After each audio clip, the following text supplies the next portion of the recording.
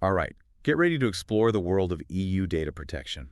We've got opinions from the Article 29 Working Party, which, they were kind of the big voice on data protection for a while, and now we've got guidelines from the European Data Protection Board. The EDPB. The EDPB, exactly. And the cool thing is, these aren't just like dry legal documents. They really give you a look into how the EU is approaching like building a digital world that actually respects people's privacy. So it's like the EU is saying, we've got your back when it comes to your data. Exactly. But how does that actually play out in the real world? So I think the core thing here is consent. Remember those like never-ending terms and conditions that you always just kind of click through? Oh, yeah. The EU is saying that's not going to cut it for your data. Right. They really want to make sure that you are truly choosing how your data is used, that you understand what you're agreeing to. And they're not afraid to, put their foot down about it. No, they're not. This Planet 49 case that you found is a perfect example. Pre-ticked boxes. Us? Those things where you have to uncheck the box if you don't want your information shared, Right. those are everywhere. But the EU was basically like, nope, that's not good enough. Not going to fly. Yeah, the court in Planet 49 basically said that pre-ticked boxes, that is not real consent. Why is that? Because you haven't actively chosen to share your data. Gotcha. And the EDPA guidelines, they really double down on this. They say consent has to be freely given. It has to be specific to what you're agreeing to. And super importantly, you have to actually be informed about how your data will be used.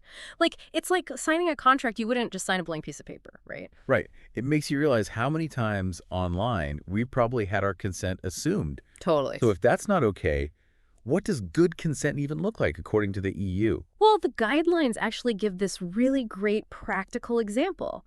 Let's say your town, your local municipality, wants to collect email addresses to send out updates about roadwork, right? So they can ask for your email, but they have to make it totally clear that if you say no, there's no downside. You're not going to be penalized. You're still going to get all the essential services. So it's about giving people a real choice. Totally. A real choice, not just a box to tick. Right, exactly. And most of the time when we're talking about this whole consent thing, it's about cookies. Those little files that websites store on your browser? Right, right. But something tells me it goes way beyond just cookies. You are so right. Cookies are just one small piece of this whole puzzle. Okay. The EU knows that technology changes fast, and there are other ways to kind of track what you're doing online. Like what? Well, have you ever heard of device fingerprinting? Device fingerprinting. It sounds kind of like something out of a spy movie. Yeah, it does. Basically, it means that even without cookies, websites can still identify you and track you.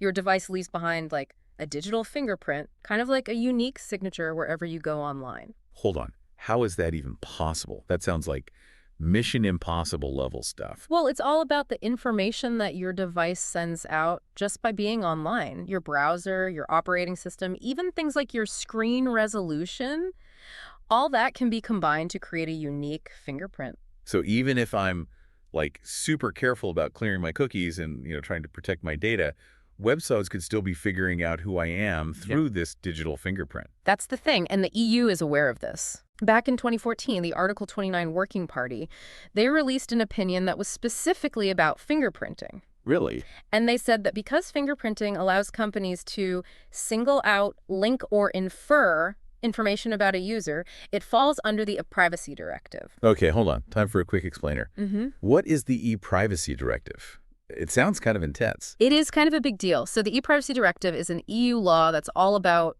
you guessed it, electronic privacy. Okay. It covers things like, keeping your communications confidential, but also, really importantly for this conversation, it covers how websites can use cookies and other tracking technologies. So because this fingerprinting thing is so powerful, the EU decided it needs the same level of oversight as cookies. Exactly. That makes sense. But technology is changing so fast. Can the EU really keep up? It's a constant back and forth, right? Like a game of cat and mouse. But the EU is really trying to stay ahead of the game. They are always updating their guidelines, their regulations to make sure they're protecting user data, even as technology throws them curveballs like this whole fingerprinting thing. So even if they can't, prevent every single new tracking thing that comes out, they're actively working to...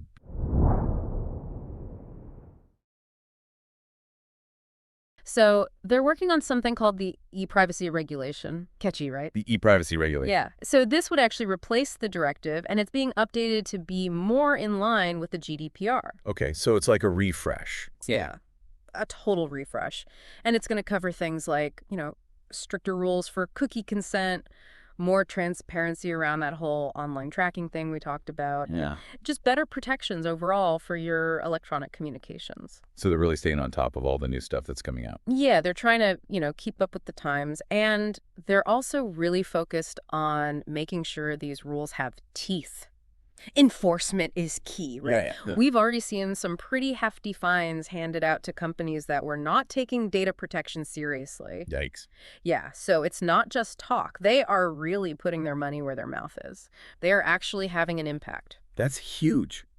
That sends a very clear message, both to users and to companies, that the EU is serious about data protection. 100%. But I think it's also important to remember that it's not all on the authorities to, police the internet, right? Mhm. As individuals, we all have a role to play in this. Right. Knowledge is power. The more you understand about how your data is being collected and used and shared, the better you can protect yourself. Okay. Read those privacy policies. I don't know, they're so long. I know they're so long. And they're confusing. But at least skim them for the important parts. Pay attention to those cookie banners. Make conscious decisions about what you are and are not okay with. And if something seems weird, don't be afraid to, say something. Exactly. Contact the company. Get in touch with your data protection authority. Use those rights that we talked about. They're there for a reason. They are. It's time to move beyond just clicking agree and hoping for the best. 100%. The EU has given us these tools. Now we have to actually use them. That's such a good point. Yeah. It's been amazing. Yeah, it's a journey, right? It is. And it's one that's never really over because the digital world is changing all the time. But I think what's really encouraging is that the EU has made it so clear this is important to them. They are prioritizing data protection, and they really, really want individuals to have a say in shaping how the internet evolves. Yes. And on that note, thank you so much for joining us for this deep dive. It's been a pleasure chatting with you. Thanks for having me. And to our listeners, we'll be back next time with another fascinating topic, so stay tuned.